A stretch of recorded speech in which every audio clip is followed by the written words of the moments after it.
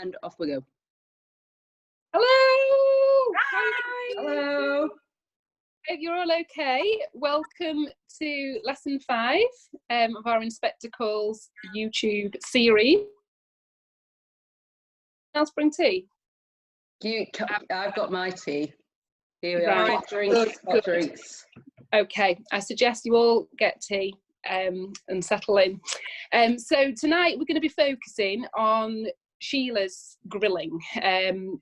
We focused last week on Mr. Burling and how the inspector brought him into the potential involvement in Eva Smith's death. So you can see, hopefully you can follow along with the PowerPoint and the resources if you have the others. So it's how does Priestley present Sheila's reaction to the death of Eva Smith? Okay. So in terms of where we're up to so far with Sheila, we've talked to you a little bit about her in the stage dive video, and we kind of Miss Harrison discussed about the idea that she's portrayed as quite naive, quite materialistic at the beginning. We focus a little bit on the quote with the ring that Gerald gives her, how she's quite excitable and is presented as this perhaps doesn't know any other life at the beginning of the play. She's engaged to Gerald, and we've talked about previously how this is seen as quite a sort of a business arrangement, as in terms of how Mr. Burling sees it, or the Burlings in general see it. But we haven't, and we touched upon her a little bit last week as well in her reaction to her father being potentially blamed for firing Eva Smith. She does sort of chip in and talk about how the women are not cheap labour, they're people. So she's already shown a little hint of perhaps a bit of fire in her, that she feels some injustice there. But we're going to explore that a little bit more today. She's a really complicated character, probably a character that has the biggest sort of character arc in the play in terms of how she changes. She has the most to learn, and so therefore changes the most. So at this point the inspectors revealed how Mr. Burling has played an influential role in starting the key chain of events which led to Eva Smith choosing to kill herself. The character of Sheila has now entered the scene, and we will now learn how she could be to blame too. However, her reaction to what she learns from the inspector is different to Mr. Burling's. That's what we're really going to be focusing on today. Okay. So shall I move on to the first slide then? Yeah, fabulous. Yeah. I'm really sorry, my computer went a little bit strange, so the slides kind of just started playing. So it might be a bit funny at the beginning. But I'll move on to the first slide now for Miss Harrison. I think is going to do the first one, I think, aren't you? Yeah, Miss Harrison's going to discuss this one. This is the one you've chosen. I am. Hi everyone. So we're going to be looking at Sheila. This is a really good quote to show the kind of big discrepancies and differences between. Now at this point, Sheila's kind of already had a bit of an emotional reaction to finding out Eva Smith killed herself by drinking disinfectant. So she's kind of gone out of the scene and you know, kind of had a bit of a cry to her mum, and then she's come back in, and this is where she kind of starting the interrogation with the inspector. So the quote that we're looking at is, I've told my father, he said he didn't seem to think it amounted to much, but I felt rotten about it at the time, and now I feel a lot worse. Did it make much difference to her? So I think this quote can be kind of split into two halves. What Burling says about her death and what he says to Sheila about it, and how Sheila herself reacts. So we're going to look at Burling's bit first, and I'm sure you can guess what word I'm going to zoom in on. The fact that he didn't seem to think it amounted to much. So the fact that he doesn't think that Sheila's involvement with Eva Smith's death is of any consequence is really important, because it's already showing, as we've already seen previously in Act 1, that he doesn't see how the Berlins fit into a scandal, as he calls it, like Eva Smith's death. But it's also suggestive, that's a more literal interpretation, but it's also suggestive of that he doesn't see the inspector's message or Eva Smith and people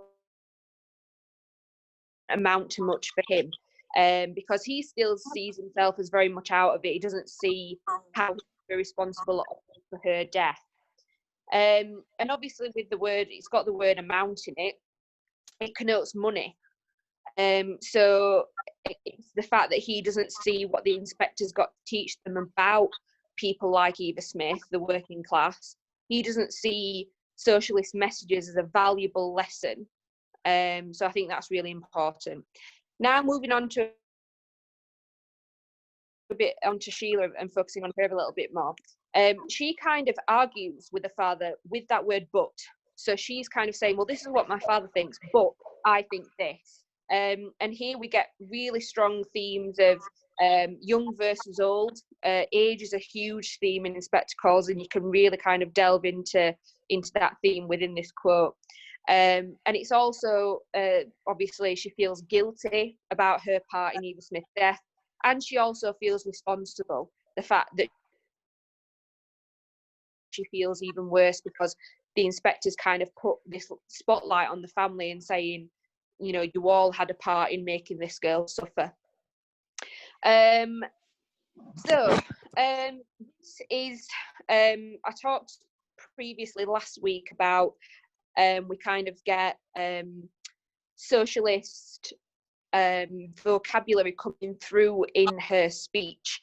The fact that she feels forgotten about it, you know, these girls aren't cheap labor, people went into detail about last week. It's really, because this is in Act 1, it's really foreshadowing her change in trajectory and her transformation from you know, a naive, spoilt capitalist little girl really into a kind of forward thinking, socialist thinking woman by the end of the play, who very much really, as Mrs. Marshall's already said, she has a dramatic character arc. You know, she starts off as being, as I've said, childish, immature in what she thinks and what she values, to having such a drastic change by the end of the play. So that's another thing to pick up on is the foreshadowing of her transformation. So the words that I'm going to zoom in on is the fact that she feels rotten. Now, this adjective is, its literal definition is to mean suffering from decay. So it's almost suggestive that Sheila's kind of empathising with Eva Smith, and she's suffering just as Eva Smith has suffered. And it's like that her wrongdoings and her selfishness is almost eating away at her. And it's through the inspector and through his spotlight put on her that she kind of comes to realise how her actions affect others, particularly Eva Smith. What I think is important as well is the fact that Sheila's kind of dealt with very early on in the play, and her changing character comes very early on as well. We can already see in Act 1. By the end of Act 1, she's kind of changed drastically from who she was at the beginning.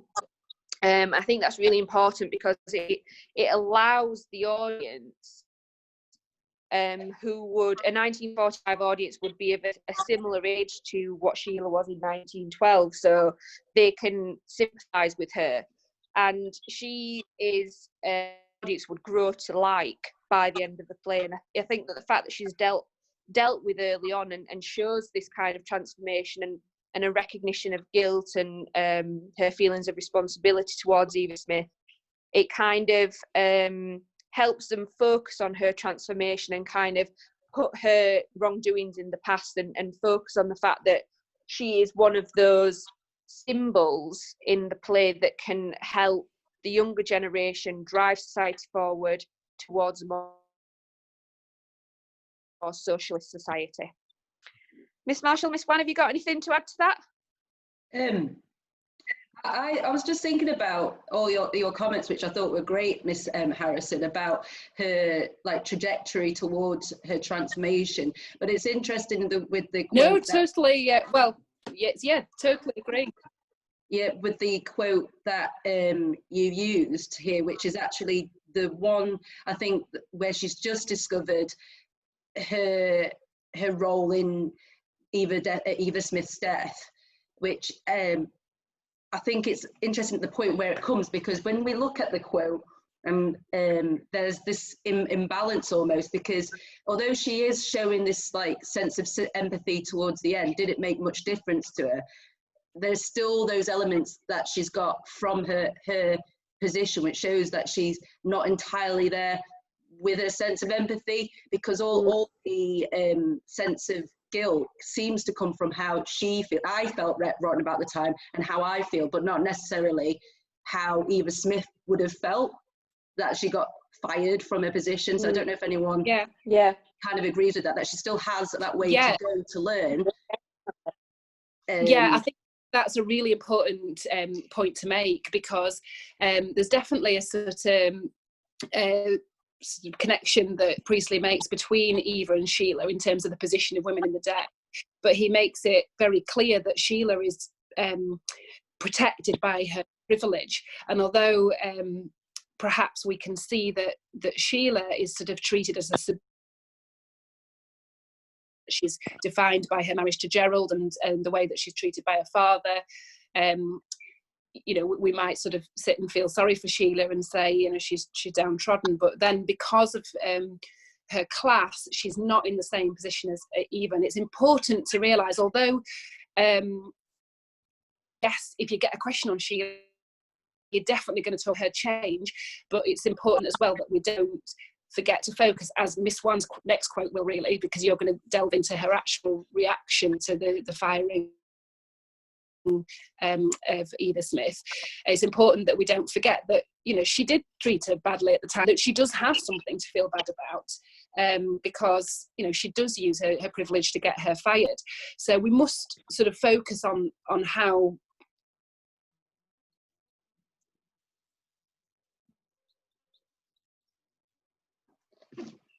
connected.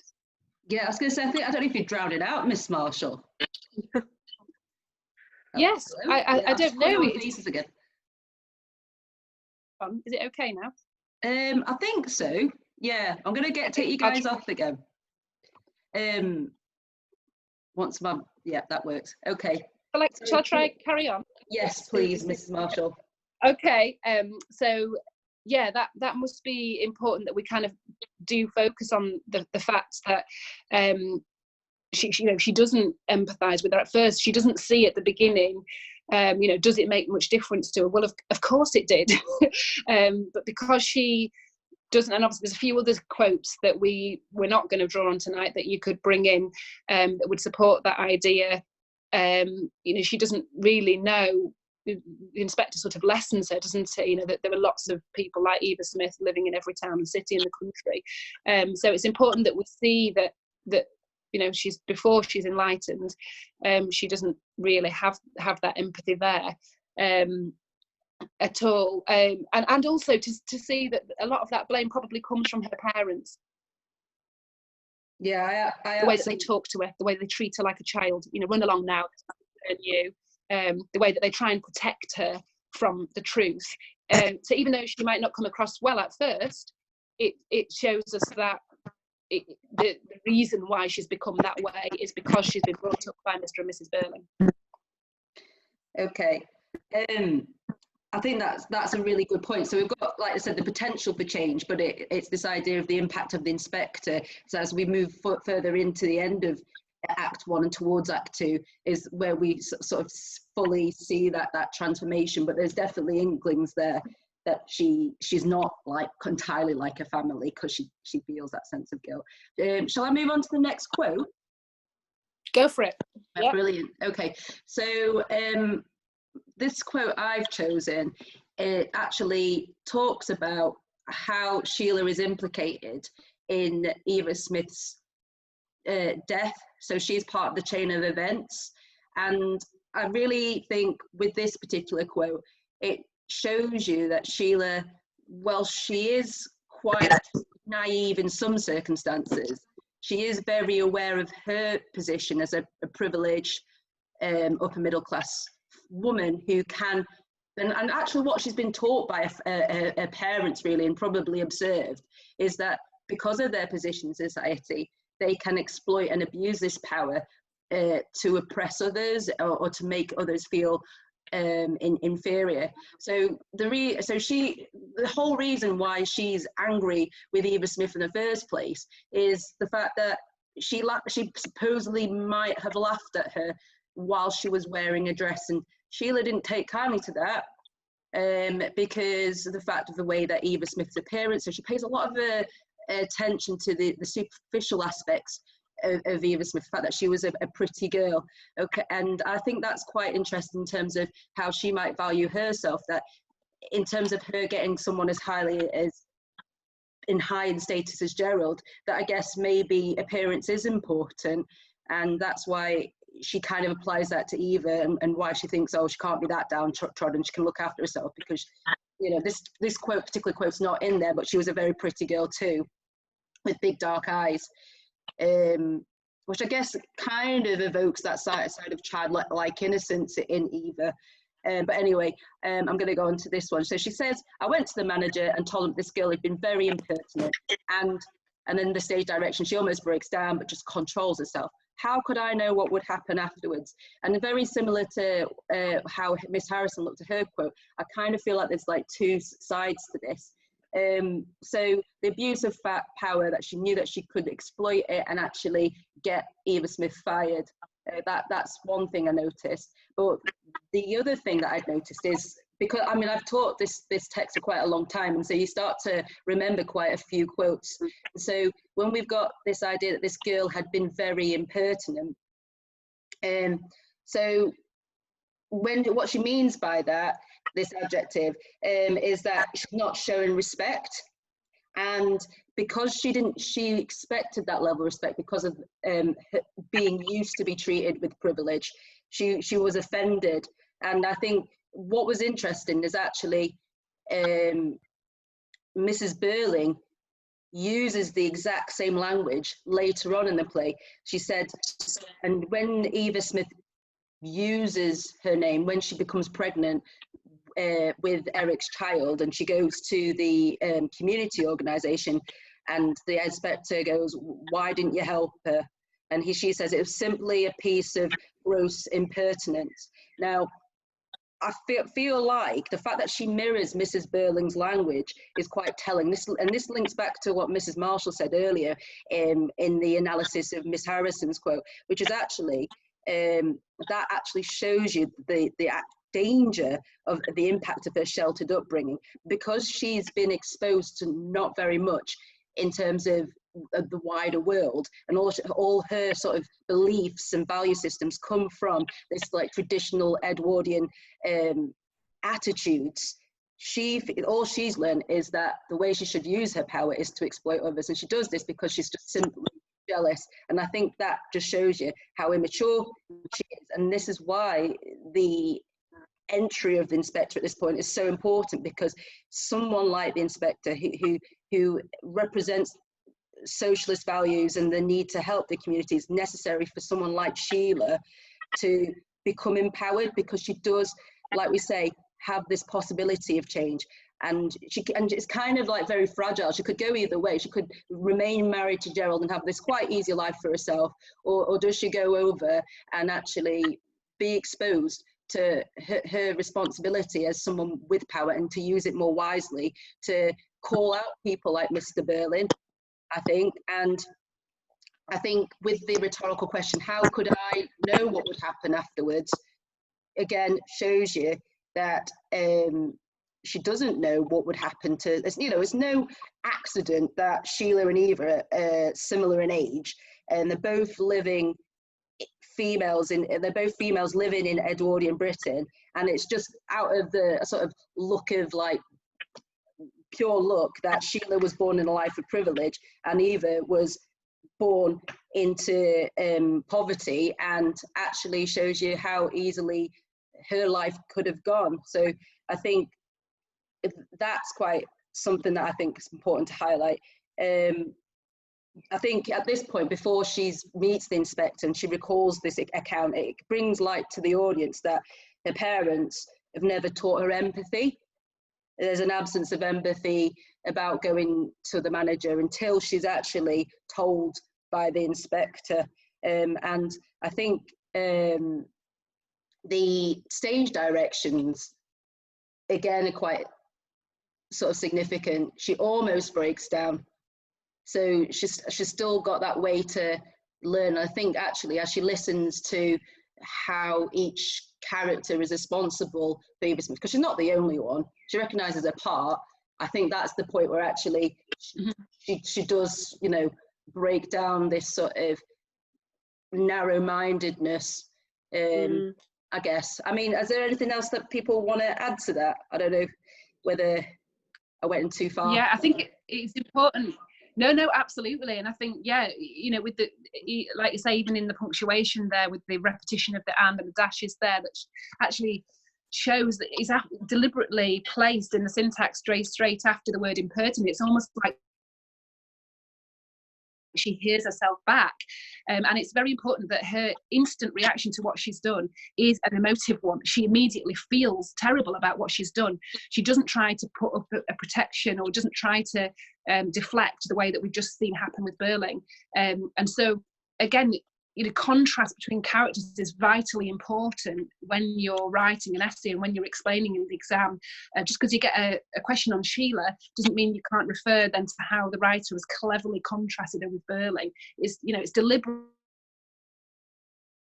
in the structure of the play that he grills them one at a time, so that you can actually see alongside each other how their reactions are different, and how she, even with just that slight bit of education empowerment, instantly thinks, yeah, I've got this all wrong. You know, I've been brought up very differently. And as soon as she even sees a hint of what things like might be like for others, she shows her true potential and her true compassion of a character, which is what makes her such an admirable character, and one that, like Miss Harrison said, and the audience grow to, because she doesn't try to hide what she's done or shy away from it. She takes responsibility straight away. And obviously that could be an essay question that you get as well about responsibility. So she would be a vital character to explore there, in the fact that she just doesn't try and dodge it. she accepts it, and focuses on the human aspect of it, rather than, you know, one of some of the things that she says in her grilling, you know, she sort of says, you know, if I could help her now, I would. And she knows it's too late, which the inspector points out, but it's very different to what Burling says later on in the play. I'd give thousands. He's only concerned about the scandal, the reputation, throwing money at the problem to try and cover it up. Whereas what she says is, if I could help her, she's concerned with helping the human and not trying to disguise it and trying to deflect away and hide behind privilege and money like the rest of them.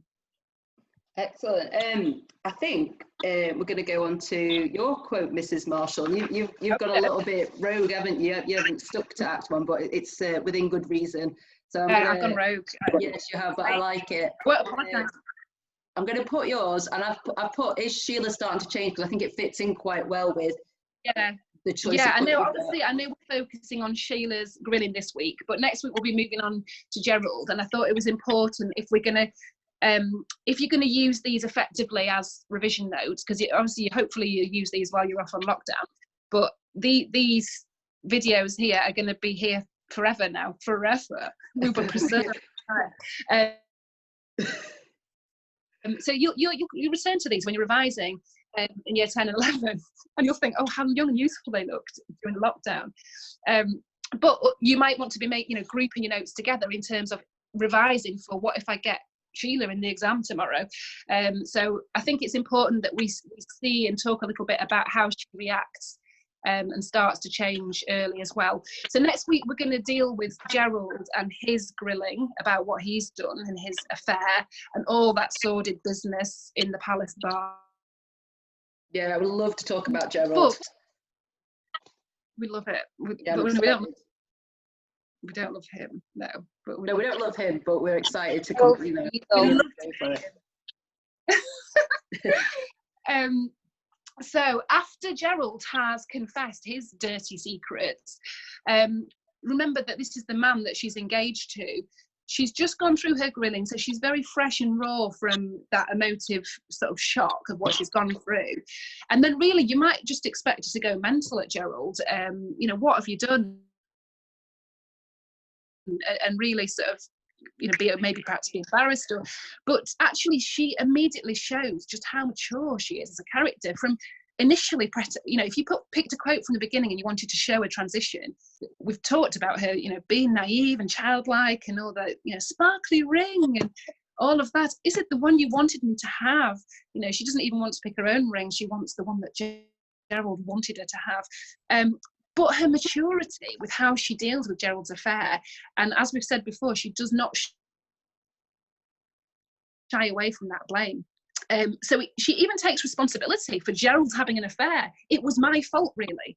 So not only now is she, you know, taking responsibility for sacking Eva Smith, or getting a sack, should I say, she's also taking responsibility for the husband-to-be's affair, because she says it was my fault because she was so desperate. So this shows a massive transition in such a short space of time. Like Miss Wan said about empathy, showing real empathy here. So you could zoom in on that emotive word there, desperate, the use of the word desperate. She immediately, this word alone shows that she understands the position of Eva Smith almost instantly from what the inspectors said. She realises that she didn't have much choice, whereas a lot of the other characters are quite judgy about Gerald going to a prostitute and the idea of somebody turning to prostitution, which, you know, we as an audience could be thinking, yeah, well, surely she could do something else other than, you know, go to the palace bar. But Priestley is trying to point out there weren't that many options for somebody like Eva Smith. She doesn't have a choice, and she's starving when she goes there. And so she almost, you know, steps up and takes the blame for that, which really shows a lot about her as a character. But also, this is a great quote for loads of different, if you're focusing on Sheila, but also focusing on some of the questions as well, responsibility, change, the difference between the older and younger generations. She said, this has made a difference. You and I aren't the same people who sat down to dinner here. We know each other. So this would be a lovely quote to look at, to zoom in on how this could be interpreted metaphorically, when she says, you're not the same people who sat down to dinner. She literally is saying, I'm not the same person. You know, I've been enlightened here. And so she's suggesting that she's learned something that's meant a permanent transition for her as a person, that she can't go back to how she was before. And weirdly, she has sort of this respect for Gerald. She would rather live with an uncomfortable truth than hide behind a lie, which is the complete opposite to Mr. and Mrs. Burling. They would rather just live in a lie if it meant that it preserved their privilege and class. So it would be a really good quote to tie in and contrast with Mrs. Burling, who later says, you know, I don't believe it, I won't believe it. The fact that she actually decides to choose what she wants to protect her privilege.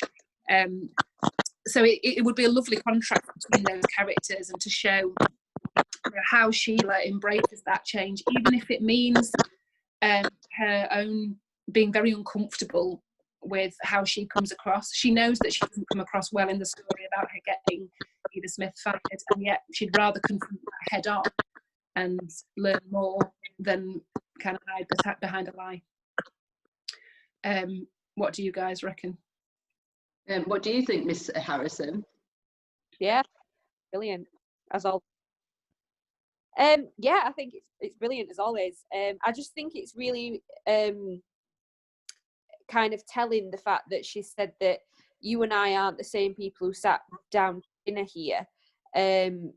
Because she kind of recognises that everything before the inspector came in, as Mrs. Marshall's already said, is a bit of a farce, really. It's just, it's not real. It's not who they really are as characters. And the whole, you know, getting together the family for dinner, trying to impress Gerald and his parents.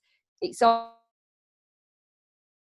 cover up for, you know, their wrongdoings and their kind of secrets and lies and the things that they hide behind to kind of preserve the reputation and their status in the community. I think she sees it for what it really is, and she's starting to see other characters for who they really are as well. Yeah, I like that. Yeah, the idea the sat down to dinner. Yeah, it really sums up how she feels that they live. Yeah, because he says about as well, doesn't he? The inspector says, you know, your daughter isn't living on the moon; she's living here in Brumley. And actually, that would be a nice quote to explore, because essentially she might well have been, for all she knows about working class women like Eva Smith, it is like she's been on a different planet, because she would not have recognised the struggles that they had because she's protected in her little bubble, and she's only just learning them for the first time during the play. I like Miss Wan said earlier about the reflection of language, you know, with pertinence, and then how she almost looks back on that and thinks, oh God, I'm so embarrassed that I used that word, and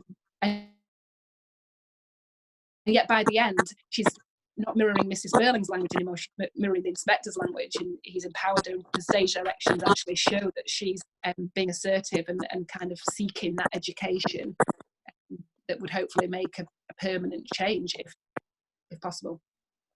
Yeah, I think when I was listening to you and you were talking about that idea of her describing her as desperate, and I think it's quite significant that the intensifier "so desperate" is used, because I think it links in quite nicely when we look at Gerald, because when she goes to see him, she has like very limited options, and it's that desperation that leads her to the bar where, you know, many wealthy Edwardian men, it was quite common for them to frequent these bars, as well as women who were desperate and turned to prostitution.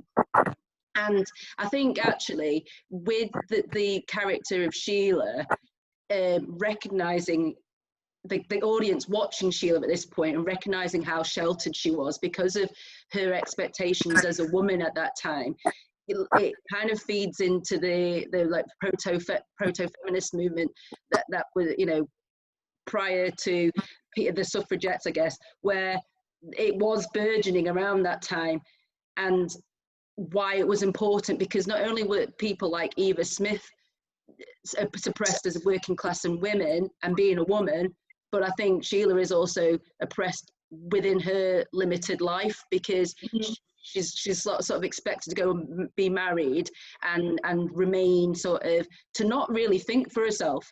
So I think actually this might sort of feed, I guess, for the contemporary audience, how important the feminist movement was, and the suffragette movement was, because it afforded women many more rights than they would have. And I think they might have done this to remind the 1945 audience that if you carry on in the direction that we are now with the breaking down of the class barriers following the Second World War, then it's going to benefit not just the working class, but everybody.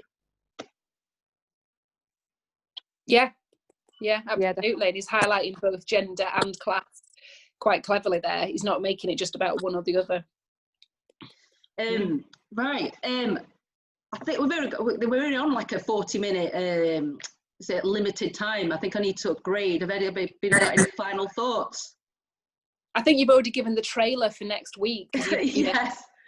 Yeah. I mean, Gerald, it's a big one. I cannot wait for Gerald. Yeah. You just wait. Okay. I hope our classes have been taking notes anyway, because that's really important. I don't we just be sitting there. And the sheets will be, the link to the sheets will be provided under the link. So you just copy and paste the link, and it'll just take you to a Google document. So you'll be able to fill in all those questions that you're going to send to us. So I guess we'll see you later. Yeah, bye everybody. Have a good week. Bye. I'm just going to stop recording.